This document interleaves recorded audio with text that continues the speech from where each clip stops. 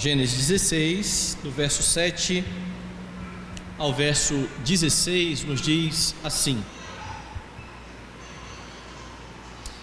Tendo achado o anjo do Senhor junto a uma fonte de água no deserto, junto à fonte no caminho de Sur, disse-lhe: Agar, serva de Sarai, de onde vens e para onde vais? Ela respondeu: Fujo da presença de Sarai, minha senhora. Então lhe disse o anjo do Senhor: Volta para sua senhora e humilha-te sobre suas mãos. Disse-lhe mais o anjo do Senhor: Multiplicarei sobremodo a tua descendência, de maneira que por numerosa não será contada. Disse-lhe ainda o anjo do Senhor: Concebeste e darás à luz um filho, a quem chamarás Ismael, porque o Senhor te acudiu na tua aflição. Ele será entre os homens como um jumento selvagem. A sua mão será contra todos e a mão de todos contra ele, e habitará fronteiro a todos os seus irmãos.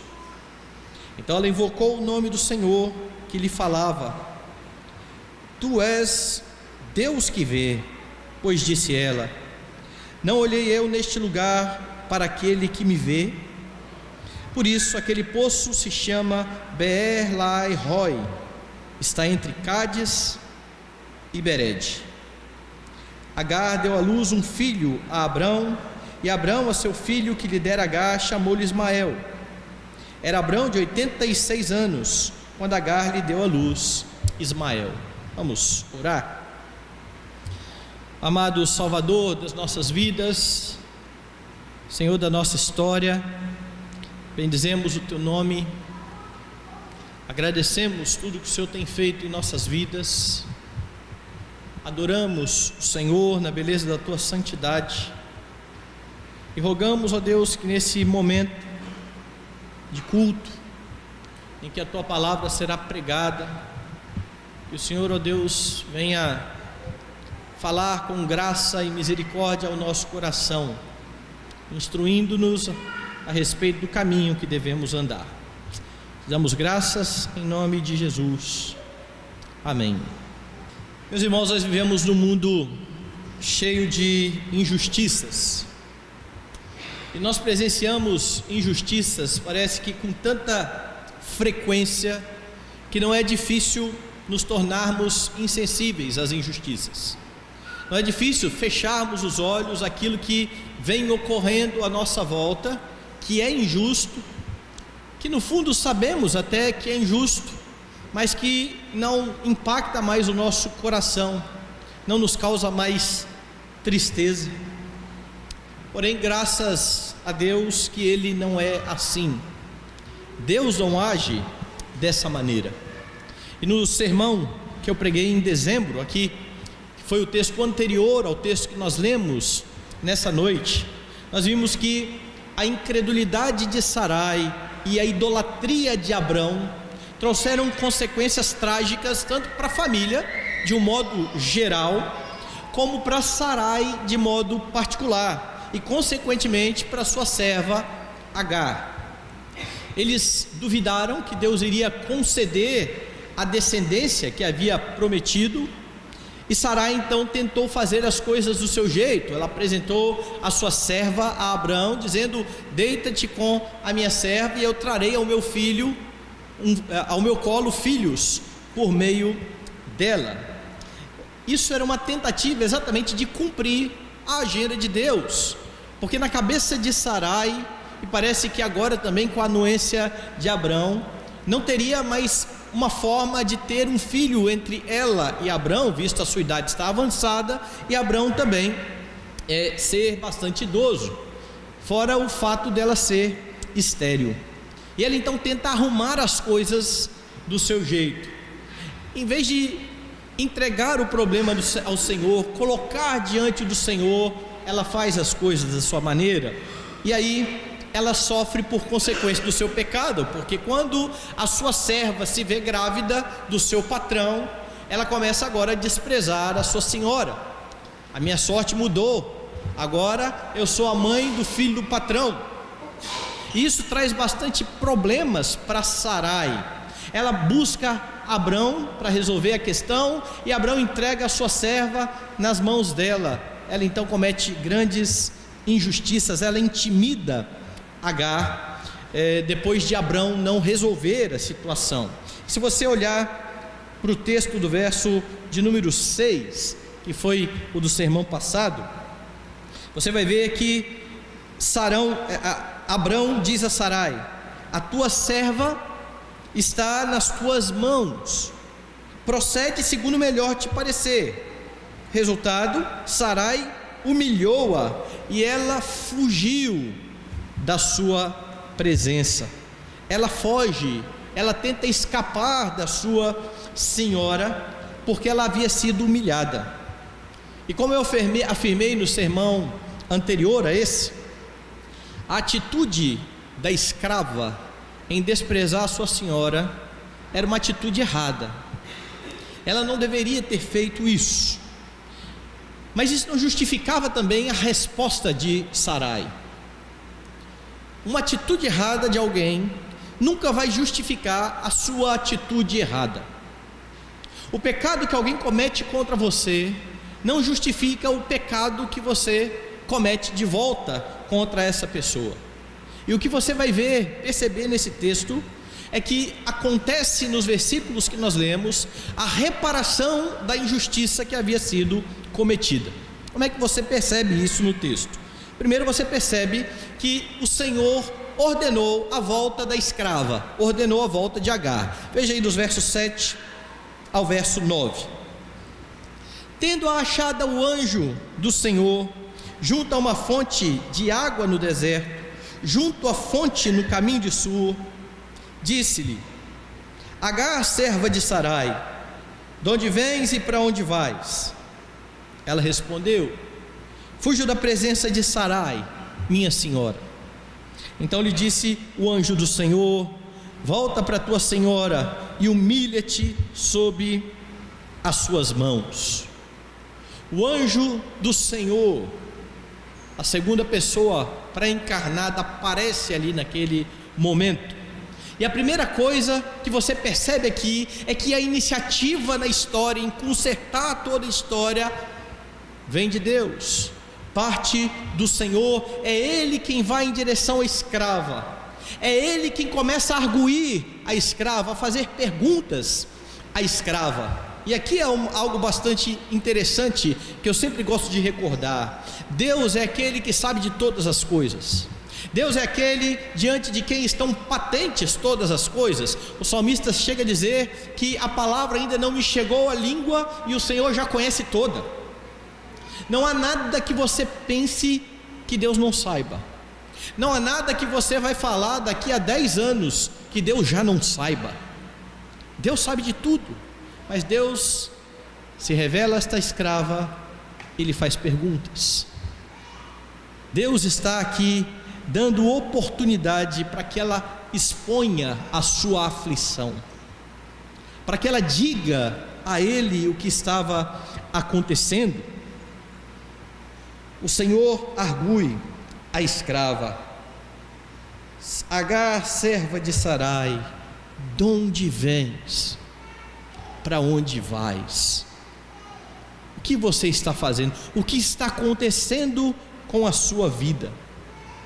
Deus está demonstrando aqui toda a sua compaixão para com essa mulher, e isso faz lembrar, irmãos, a forma como Jesus se aproxima de outra mulher no Novo Testamento, a mulher samaritana, e confronta o erro daquela mulher, também fazendo algumas perguntas. Jesus é compassivo. Deus está sendo compassivo também com esta mulher. É isso que está acontecendo aqui na vida de Agar. E veja como o Senhor trata esta mulher. Diz o texto no verso de número 7: Agar, serva de Sarai. Que Deus não simplesmente disse assim: Agar, o que está acontecendo? Deus diz a ela: Agar, serva de Sarai. O Senhor está lembrando aquela mulher qual é a sua condição. Ela está fugindo, mas ela não deixou de ser escrava, ela não deixou de ser uma serva. Inclusive, a atitude de abandonar a sua senhora estava errada. Deus está ouvindo aquela mulher, a dor daquela mulher, mas Deus não fecha os olhos para aquilo que ela estava fazendo também de errado. Deus não fecha os olhos para a fuga da escrava, e Ele relembra: serva de Sarai. Deus vai reparar a injustiça, mas Ele frisa que Agar é uma serva, e agora uma serva fugitiva. E talvez isso faça você lembrar de um outro texto do Novo Testamento, o texto que está descrito lá na carta de Paulo a Filemon, que retrata uma situação parecida com essa, a situação de Onésimo, um escravo que havia fugido do seu senhor em busca da liberdade, que encontra Paulo, encontra a liberdade verdadeira, a salvação em Cristo, e é mandado de volta para o seu senhor. Onésimo, você é crente no Senhor Jesus, você encontrou verdadeira liberdade, volte para o seu senhor, sujeite-se. Essa é a sua circunstância, essa é a sua situação. E ele volta então para o seu senhor. No verso 9 você vai ver exatamente isso. Depois que essa mulher responde, no verso 8: fujo da presença de Sarai. E agora parece que ela está consciente: minha senhora. Ela ouve: disse o anjo do Senhor, volta para tua senhora e humilha-te sob as suas mãos. Volte à presença de Sarai. A ideia de humilhar-se diante de Sarai aqui é: sujeite-se à sua senhora. Não é porque agora você tem um filho de Abraão que você está numa posição de igual para igual com ela. Ela é a sua senhora, sujeite-se a ela. Aquilo que essa mulher estava tramando lá atrás, ou ansiando lá atrás, quando ela fica grávida de Abraão e começa a desprezar a sua senhora, está sendo repreendido por Deus. Volte, sujeite-se, ela é a sua senhora. Ou seja, Deus está aqui para reparar uma injustiça, mas antes Ele coloca as coisas no seu devido lugar. Deus vai reparar toda a injustiça, mas a serva continuará sendo serva, a senhora continuará sendo senhora. É errado, e foi errado o que Sarai fez com Agar, sim, mas também foi errado a fuga da escrava. Então a primeira coisa que você percebe: Deus ordena a volta da escrava. Mas você percebe mais: Deus agora faz promessas à escrava. Veja dos versos 10 ao verso 12. Disse-lhe mais o anjo do Senhor: multiplicarei sobremodo a tua descendência, de maneira que por numerosa não será contada. Disse-lhe ainda o anjo do Senhor: concebeste e darás à luz um filho, a quem chamarás Ismael, porque o Senhor te acudiu na tua aflição. Ele será entre os homens como um jumento selvagem, a sua mão será contra todos, a mão de todos contra ele, e habitará fronteiro a todos os seus irmãos. Retorne para sua senhora. E após ordenar o retorno, Deus passa a fazer promessas. Por graça e misericórdia, ainda que Ismael não seja o filho da aliança, isso vai ser repetido lá no Novo Testamento de forma bem clara por Paulo: em Isaque será chamada a tua descendência, repetindo as palavras do Senhor a Abraão. Não é por meio de Ismael, é por meio de Isaque. Mas ainda que Ismael não seja o agente aqui em que se cumprirão as promessas do pacto com relação à redenção, ele será grande na terra, ele também será uma grande nação. Deus promete a Agar que a sua descendência também será numerosa, e as palavras são semelhantes às palavras que foram ditas a Abraão: a sua descendência será muito grande, incontável. A desta mulher também.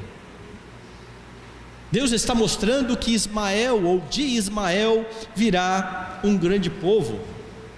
E com isso Deus está dizendo e mostrando que cuidaria de Agar e da sua descendência, o que precisa nos fazer entender que Deus cuida até mesmo daqueles que não o reconhecem. Porque, de novo, não é de Ismael que virá a descendência da aliança, mas Deus está cuidando desse povo. Lembra de Jesus falando dos nossos relacionamentos com os não crentes? Por que nós precisamos usar de bondade, ser amorosos com aqueles que não temem ao Senhor? Porque o próprio Senhor faz nascer o seu sol sobre justos e injustos. Deus cuida do seu povo e Deus cuida do restante da sua criação.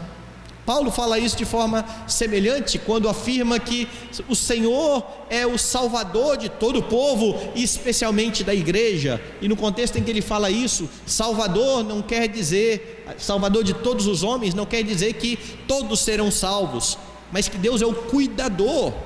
Os homens, eles conseguem se manter porque Deus cuida deles, porque Deus os preserva. E Deus está fazendo promessas a essa mulher. Ele preservaria a sua aliança, a sua descendência. Veja o verso 11. Disse-lhe ainda o anjo do Senhor: concebeste e darás à luz um filho, a quem chamarás Ismael, porque o Senhor te acudiu na sua aflição. O Senhor te acudiu na sua aflição. Esse é o compromisso do Senhor com esta mulher. O primeiro compromisso dele com Abrão e com a sua descendência, com Isaque, não faz com que Deus vire as costas para a descendência de Agar. Deus está ouvindo essa mulher na sua aflição. Ela está de fato aflita. Foi cometida uma injustiça contra ela. Ela estava sendo humilhada pela sua senhora.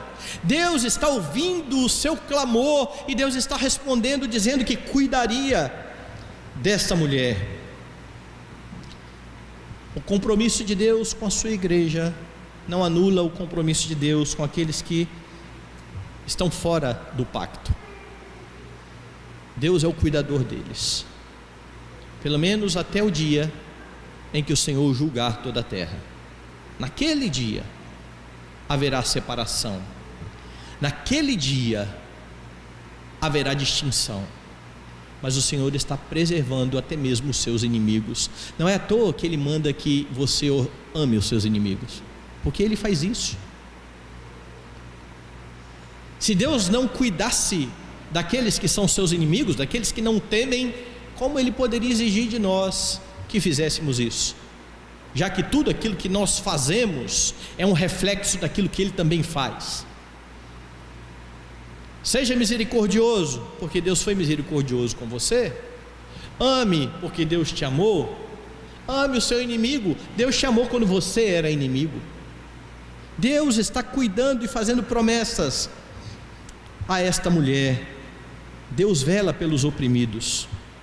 E Deus está aqui redimindo o erro dos homens, o pecado dos homens, o erro de Sarai e de Abrão, de tentar fazer as coisas do seu jeito, para que a aliança continuasse. Deus está falando: não é assim, eu vou manter a minha aliança de pé, mas agora tem uma criança nessa história, uma criança fruto da desobediência desse casal, e Deus vai cuidar do povo que virá dessa criança.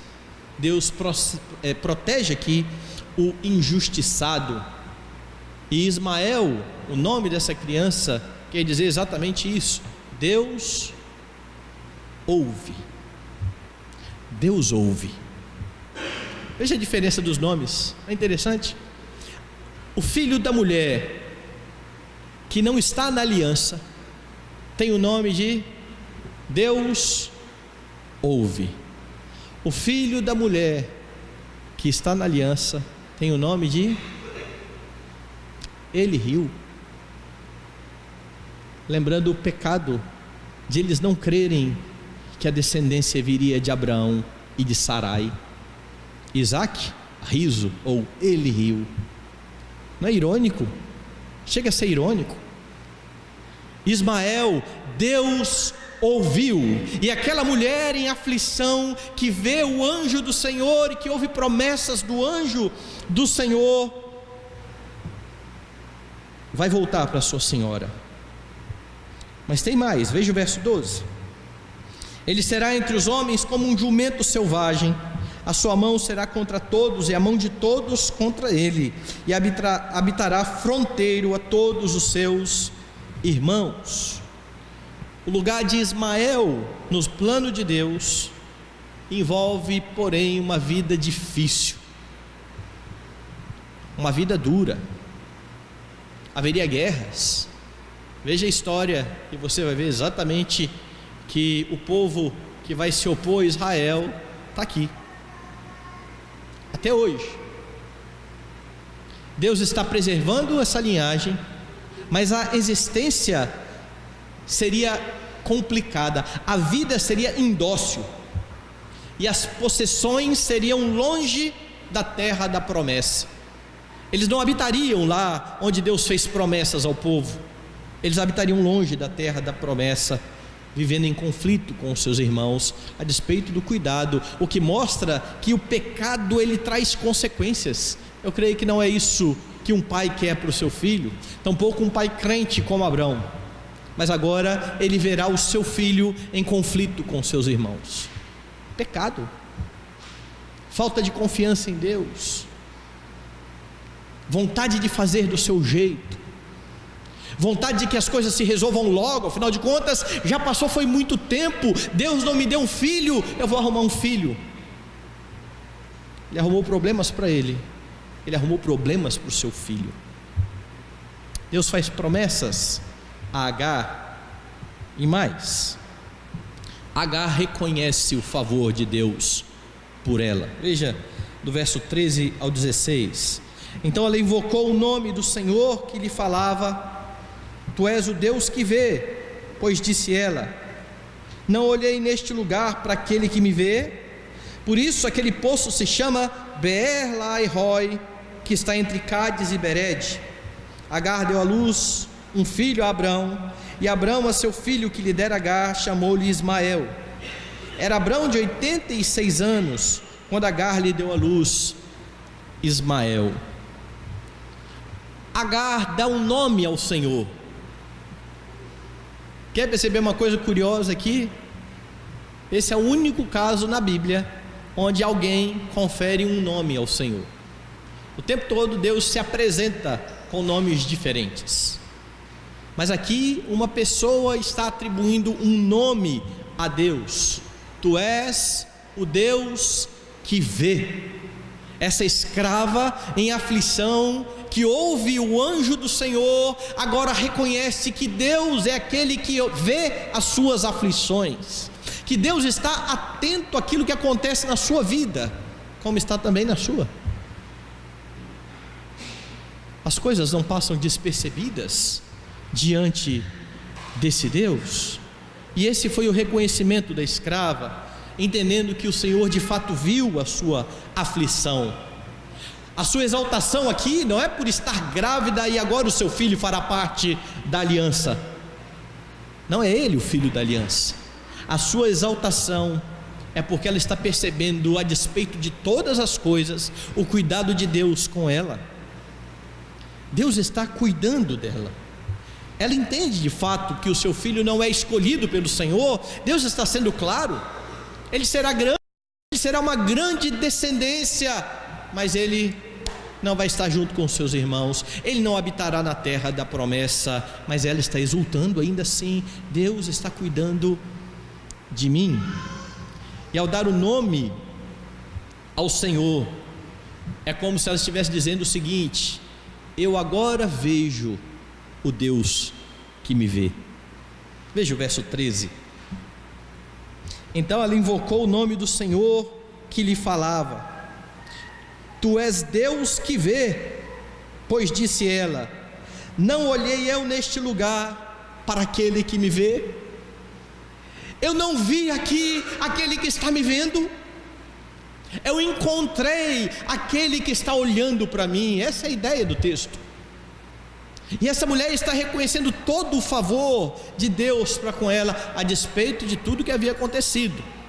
Veja, Deus em momento algum passou a mão aqui na cabeça de Agar, dizendo: coitada de você, você está sendo injustiçada. Ela estava, mas Deus não está tratando ela como uma pobre coitada. Afinal de contas, ela provocou a sua patroa, a sua senhora. Isso desculpava o pecado de Sarai de maneira alguma, mas ela contribuiu para tudo o que estava acontecendo. As nossas relações pessoais, de uns para com os outros, os pecados que cometemos uns para com os outros, eles nunca vêm de um lado só, geralmente. Quando nós contamos a nossa história, nós nos colocamos como os coitados da história. Lógico, sou eu que estou contando a minha história. Se fosse outra contar a minha história, talvez me colocasse como vilão, mas na minha história eu sou o herói. Na minha história eu sempre tenho uma motivação correta. Na minha história eu sempre estou pronto a ajudar, e as coisas estão acontecendo para mim. Eu fecho os olhos muitas vezes aos meus pecados. O Deus que vê não faz isso. O Deus que vê está conscientizando esta mulher do seu pecado. O Deus que vê está dizendo: volte, não tome esse caminho de fuga, volte. Agora eu vou ser com você, eu vou te abençoar, eu vou abençoar a sua posteridade. E agora ela entende: eu estou vendo o Deus que me vê. O Deus que me vê diz respeito ao cuidado de Deus para com ela. O Deus que eu vejo é a experiência da escrava com Deus. Ela conhece o Senhor, ela é alvo da sua graça. Veja o verso 15. O verso 15 confirma o reconhecimento de Agar acerca do favor divino. Agar deu à luz um filho a Abrão, e Abrão a seu filho que lhe dera Agar chamou-lhe Ismael. Como eu disse, Ismael quer dizer Deus ouve. E porque essa é a confirmação de que Agar reconheceu o favor de Deus. Se foi Abrão que está dando nome, simplesmente pelo fato de Abrão não estar lá na hora que ela estava sendo tratada por Deus. Deus foi tratar com essa mulher quando ela estava em fuga. O texto não diz, mas não é ilícito inferir que ela disse a Abrão o que tinha acontecido. E é por isso que Abrão dá ao menino exatamente o nome que Deus havia dito para dar. Deus ouve. E todas as vezes que ela olhasse para o seu filho e chamasse o seu filho, seria uma lembrança de que Deus é aquele que ouve. Deus é aquele que está atento à sua aflição. Abrão dá o nome de Ismael a este menino. O que você tem então aqui na reparação da injustiça? Deus não tolera injustiças. É claro que a ação de Deus sempre será no tempo dele. Muitas vezes os homens vão olhar para as injustiças e vão dizer: Senhor, por que o Senhor está demorando tanto, se tanta coisa errada está acontecendo? Abacuque experimentou isso. Ele olhava para a sua sociedade, para como estava acontecendo tudo com Israel, e ele vai reclamar: mas Deus, o que está acontecendo isso tudo? O Senhor não vai nos ouvir? Deus falou: já ouvi e responderei. Qual foi a resposta? As coisas pioraram um bocado para Israel. O cativeiro vem aí. É aí que o profeta fala assim: mas não estou entendendo nada. Nós somos ruins, eu sei, mas eles são piores. Como é que o Senhor vai pegar um povo pior do que a gente para punir a gente? Deus estava tratando com o seu povo, mas futuramente Deus iria tratar com aquela nação também.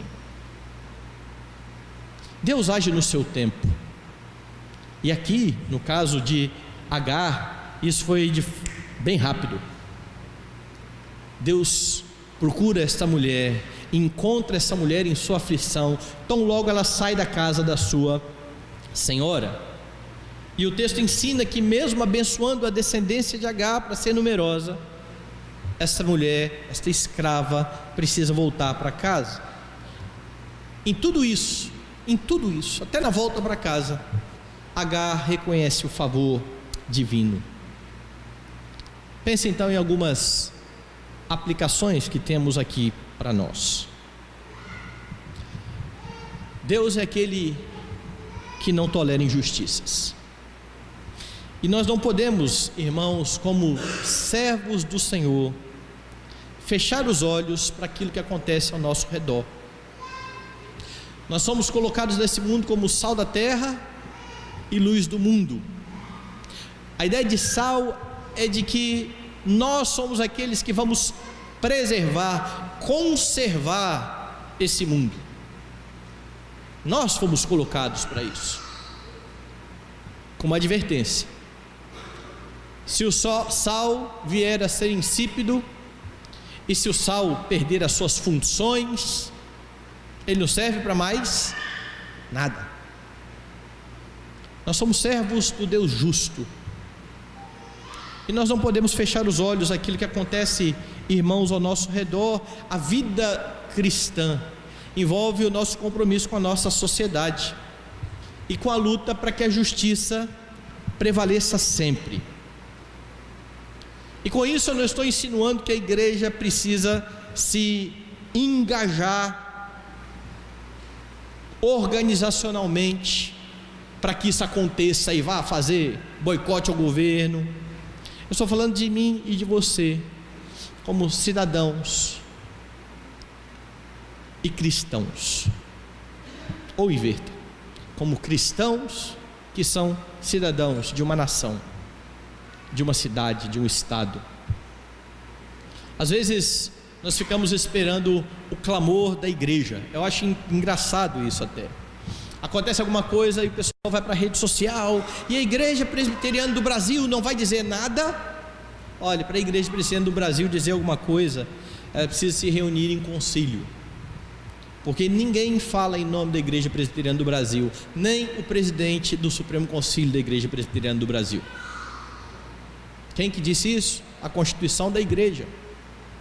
A Igreja Presbiteriana é uma igreja que fala por meio dos seus concílios. O presidente não pode usurpar para si a função de falar em nome da igreja, a não ser que o concílio dê a ele essa autoridade de se pronunciar nesse ou naquele assunto, de acordo com a nossa doutrina. Então, quando os crentes ficam assim, a IPB não vai falar nada, e ficam de braços cruzados, nós estamos fazendo errado. Nós precisamos falar. Não foi a IPB que votou. A IPB não vota em ninguém. Quem votou foi eu e você. Quem precisa cobrar os governantes somos eu e você. Quem precisa fiscalizar somos eu e você. Não é a organização, somos nós, engajados. Mas aí nós não queremos nos envolver com nada dessas coisas, mas queremos que a igreja tome uma posição. Parece que a posição da igreja e tal agora vai ser, não inverta isso. É você, sal da terra e luz do mundo. Sou eu, somos nós como cristãos que precisamos nos engajar e ajudar para que fazer tudo o que estiver ao nosso alcance para ajudar na questão da justiça social. Então, você lembra em quem você votou?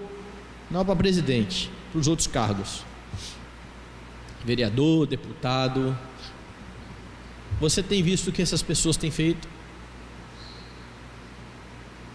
Você tem acompanhado? Eu votei em determinada pessoa aí para o Senado, e a primeira ação que a pessoa tomou, eu já fiquei bravo, eu fiquei triste. Mas eu só fiquei triste porque eu fui ver o que a pessoa estava fazendo. E aí nós precisamos nos posicionar, nós temos meios para fazer isso. Nós não podemos tolerar, irmãos, injustiça. Esteja atento a isso. Esteja atento às injustiças que acontecem ao seu redor. As crianças aí na escola, quando vocês sabem que um coleguinha lá vai ser punido, vai ser chamado a atenção por uma coisa que ele não fez, mas todo mundo sabe, as outras crianças todas sabem, e nenhuma das crianças que amam a Jesus levanta e fala: professora, não foi assim não. As crianças precisam aprender. No seu trabalho, quando você começa a ver um amigo seu, um colega de trabalho sendo injustiçado, é você quem precisa tomar a frente. É você que precisa estar engajado para ajudar nisso tudo. Mas às vezes nós estamos tão preocupados com a nossa vida que pensamos assim: mas se eu me meter, vai sobrar para mim, então eu estou fora. Eu estou fora. Isso também precisa acontecer na igreja, quando nós vemos uns pecando contra os outros, e essa é uma ordem bíblica. Se alguém for surpreendido em alguma falta, vós que sois espirituais, repreendei-o com espírito de brandura, guardando para também não cair no mesmo erro. Nós precisamos nos envolver uns com a vida dos outros. Isso não significa que agora nós vamos ser os fiscais de Deus, ficar com a anteninha ligada e querendo saber de tudo que está acontecendo, das fofocas que está acontecendo, para ir lá e falar. Não. Mas se alguma coisa aconteceu, você tomou ciência, você pode exortar irmãos. Não deixe a injustiça prevalecer ao seu redor. Mais ainda, não seja você o promotor da injustiça. Não seja. Há muitos crentes que acham que podem negociar os valores do reino de Deus, se isso for favorecer a eles de alguma forma. E aí eu deixo o ensinamento de Deus e faço do meu jeito. Olhe lá para o que fez Sarai. Sarai é serva de Deus, só que agora ela está disposta a infligir terror na vida da sua escrava para resolver a sua questão. Ela promove uma injustiça. Mas pastor, a escrava quis crescer para cima dela. É verdade, mas o que eu disse na introdução cabe aqui agora. O pecado de outro contra você não justifica o seu. Alguém pecou contra você, como é que a gente precisa tratar? Vá até o seu irmão. Se ele te ouvir, ganhou o irmão, chame testemunha. Se ele não ouvir, diz à igreja. Se ele não ouvir, discipline. É assim que a gente trata pecado. Entregue ao Senhor. Mas quando eu, por causa de um pecado que alguém cometeu contra mim, começo a minar alguém, falar da pessoa. Uma vez eu escrevi um texto falando exatamente isso. Nós somos mestres em fazer exatamente o contrário do que Deus manda. Deus diz: se o irmão pecar contra ti, vai a ele. Se ele não te ouvir, chama testemunha.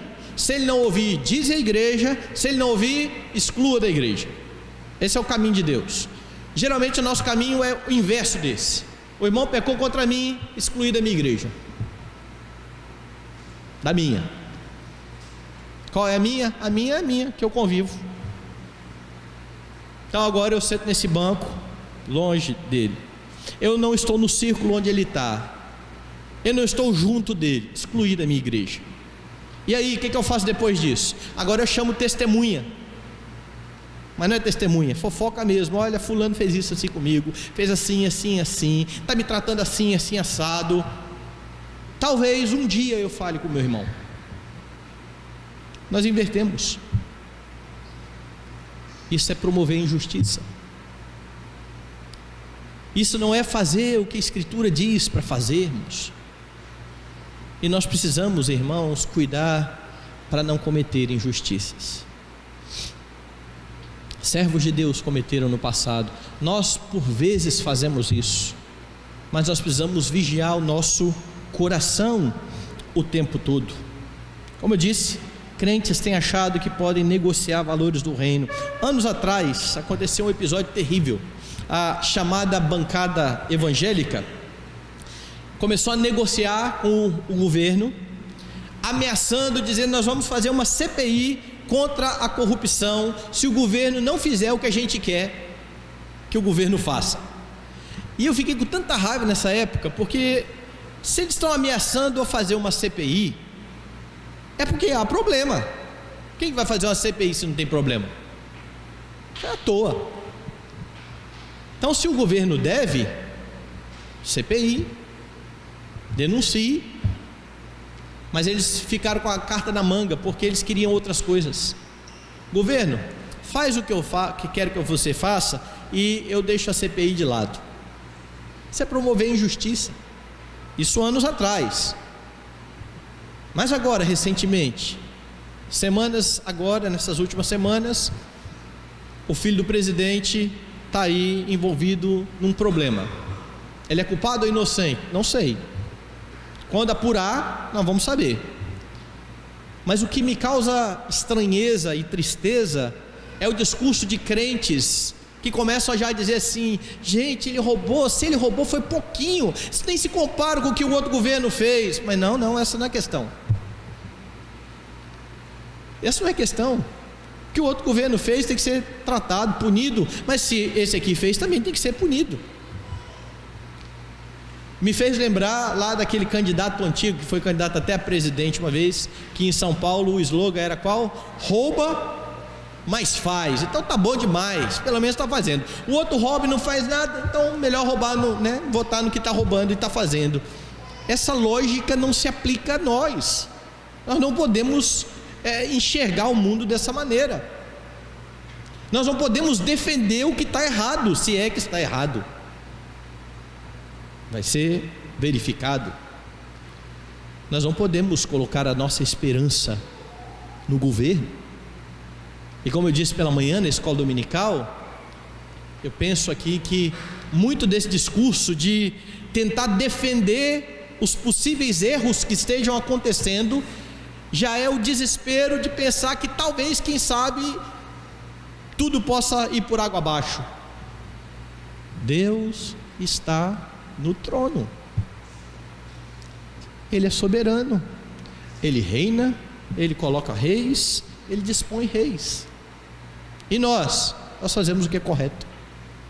Nós agimos segundo a justiça. Mais ainda, injustiças praticadas contra você nunca vão justificar suas atitudes erradas. Do mesmo jeito que Deus ordenou a Agar que voltasse à sua posição de serva, Ele ordena a você: mantenha a sua posição de cristão. Ah, mas ele bateu na minha face. Como foi que Jesus falou? Dê a outra. Mas ele tomou a minha capa. Dê a túnica. Mas ele me fez andar uma milha, pastor. Ande a segunda. Não é isso que Jesus ensina aos seus discípulos? Ele não fala para revidarmos, pelo contrário, ele vai dizer que se nós amarmos apenas aqueles que nos amam, nós não vamos diferir em nada dos que não são crentes.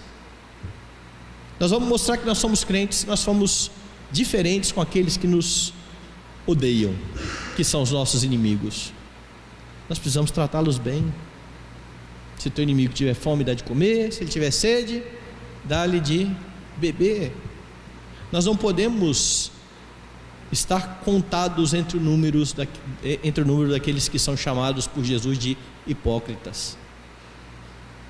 Não podemos.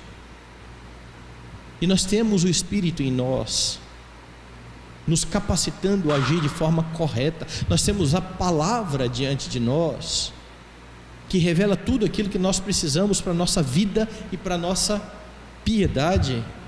Nós temos um Redentor que se deu por nós, para que pudéssemos matar a nossa velha natureza e viver uma vida abundante. Então não tente justificar muitas vezes a sua atitude errada. Às vezes os cristãos dizem: sabe por que eu estou irado? Porque eu fui ofendido. Você foi irado Você está irado porque você é orgulhoso. Não é porque eu sou orgulhoso, não. É orgulhoso. Você está dizendo o seguinte, que se alguém te ofender, você precisa necessariamente reagir. É por isso que a Bíblia diz: a ira do homem não produz a justiça de Deus. E é lógico que eu estou falando da ira pecaminosa aqui, certo? Às vezes nós queremos justificar a ira. O outro descaso para o cônjuge: eu não ligo mais para o meu marido, pastor. Sabe por quê? Ele também não liga para mim. Eu não ligo para minha esposa, porque ela também não liga para mim. Então eu pego o pecado cometido contra mim e uso como um argumento para eu fazer a mesma coisa, ao invés de colocar a minha questão diante do Senhor. Aí eu pego a minha preguiça e coloco a culpa nas circunstâncias. Lembra do provérbio? Diz, como que diz o preguiçoso? O leão está no caminho, serei morto na estrada ou na rua. Não é que eu sou preguiçoso não, gente. É porque se eu sair aqui na rua, tem um leãozão lá, e ele vai me pegar. Eu sou precavido. Eu começo a justificar as minhas atitudes erradas. Eu sou desleixado com a igreja, e eu digo: mas eu não sou o único. Todo mundo faz assim. Tem gente até que faz um pouquinho pior do que eu. Pode olhar lá na lista que não sou eu o único que falta a escola dominical, que deixa de lado o dia do Senhor. Eu não sou o único que falho com os dízimos e ofertas. Eu não sou o único não, todo mundo é assim. E você sabe o que é interessante? Desde pequenos nós aprendemos o discurso de todo mundo faz. Talvez os seus filhos já tenham dito como os meus, quando foram repreendidos: mas todo mundo faz assim. Sim, todo mundo que faz assim precisa ser tratado. Nós não podemos justificar os nossos erros puxando os erros dos outros. Quem redime a nossa vida é Cristo, não é o erro alheio. Quem justifica a nossa vida é Cristo, não é o erro do seu irmão e nem do seu inimigo.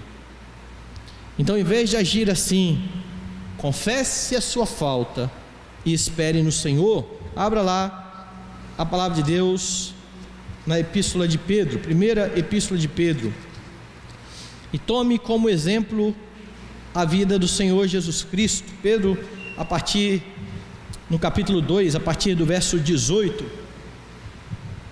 ele começa a falar aos servos, dizendo assim: servos, sede submissos com todo temor ao vosso Senhor, não somente se for bom ou cordato, mas também ao perverso. E quem é que quer ouvir um conselho desse? Seja bom com o seu patrão. Mas meu patrão não é bom não. Seja bom a si mesmo. Trate bem, honre o seu patrão. Pedro continua: porque isso é grato, que alguém suporte tristezas, sofrendo injustamente, por motivo de sua consciência para com Deus. Pois que glória há, se pecando e sendo esbofeteados por isso, o suportais com paciência. Se, entretanto, quando praticais o bem, sois igualmente afligidos e o suportais com paciência, isto é grato a Deus. Porquanto para isto mesmo fostes chamados, pois que também Cristo sofreu em vosso lugar, deixando-vos exemplo para seguirdes os seus passos, o qual não cometeu pecado, nem dolo algum se achou em sua boca. Diferente de nós, certo? Nós somos pecadores, ele não. E aí qual é o exemplo dele que Pedro cita? Pois ele, quando ultrajado, não revidava com ultraje. Quando maltratado, não fazia ameaças, mas entregava-se àquele que julga retamente, carregando ele mesmo em seu corpo sobre o madeiro os nossos pecados, para que nós, mortos para os pecados, vivamos para a justiça. Por suas chagas fostes sarados, porque estáveis desgarrados como ovelhas, agora porém vos convertestes ao pastor e bispo da vossa alma. Este é o exemplo. Mais ainda, lembre-se que Deus está atento à sua aflição. Deus vê a sua aflição. Nada passa despercebido diante do seu olhar. Você está sendo injustiçado, você está sendo humilhado, perseguido, você acha que está sofrendo injustamente. Deus te vê, e Ele vai agir a seu tempo de forma justa. Deus, em sua infinita graça e misericórdia, está pronto a nos acudir em nossas aflições. Veja Hebreus capítulo 4, verso 14: tendo, pois, a Jesus, o Filho de Deus, como grande sumo sacerdote que penetrou os céus, conservemos firme a nossa confissão, porque não temos sumo sacerdote que não possa compadecer-se das nossas fraquezas. Antes foi ele tentado em todas as coisas à nossa semelhança, mas sem pecado. Acheguemo-nos, portanto, confiadamente junto ao trono da graça, a fim de recebermos misericórdia e acharmos graça para socorro em ocasião oportuna. Sabe quem é que decide qual é a ocasião oportuna? É aquele que usa de misericórdia, é aquele que está com a sua vida nas mãos dele. Então seja grato e reconheça o cuidado daquele que te vê. Agora, irmãos, a história de Agar nos fornece um paralelo formidável, porque semelhante a Maria, ela recebeu a visita do anjo. Ambas receberam, ambas foram saudadas por um anjo, ambas receberam um anúncio a respeito do filho que iria nascer e sobre o nome que o filho deveria ter. Agar foi assim e Maria foi assim. Este é um paralelo extraordinário que você tem, mas você precisa notar o contraste nas duas histórias, porque enquanto Ismael, que nasceu de Agar, estaria em conflito com o povo de Deus, representado por Isaac, a criança que nasceu de Maria viria para redimir a linhagem de Abraão e de Isaac. As histórias são parecidas, mas os filhos são totalmente distintos, e eles vão fazer coisas bastante distintas. É por isso então que o anjo que aparece para José quando ele está para deixar Maria e vai dizer que era para ele permanecer com Maria, diz: ela dará à luz um filho e lhe porás o nome de Jesus, porque ele salvará o seu povo dos pecados deles. O Deus que vê salva o povo dos pecados deles. Por causa daquela criança anunciada a Maria, por causa da sua vida, morte e ressurreição, é que você tem o privilégio de ter um Deus que te vê de forma especial. E aqui, de forma especial, eu estou fazendo um contraste agora com aqueles que não temem a Deus, porque por mais que eles sejam cuidados, por mais que o sol nasça sobre eles, um dia eles serão julgados. Você, por mais que enfrente aflições nesse mundo, um dia estará com o Senhor para todo sempre. Isso se deve à obra de Jesus Cristo, e na obra de Cristo você percebe mais uma vez um Deus que não tolera a injustiça, porque Ele não poderia simplesmente salvar o povo fechando os olhos ao pecado. Isso seria uma injustiça. Ele então crava os pecados do seu povo, punindo na pessoa do seu Filho todos os pecados dos eleitos, a fim de que você agora possa ter vida abundante pela graça, confiando em Jesus Cristo, unicamente em seu sacrifício no seu lugar. Daí a Bíblia dizer que Deus é justo e justificador daqueles que têm fé em Jesus Cristo. Daí o salmo que nós cantamos nessa noite dizer: que naquela cruz beijaram-se a justiça e a paz. Goze então da paz que você tem por meio da justificação que Jesus Cristo concedeu a você. Viva como um cidadão do reino. Se necessário, sofra injustiça, sabendo que Deus vê, sabendo que ao seu tempo Deus responderá, Deus tratará o seu coração, Deus te conduzirá com Ele em santidade até o dia final.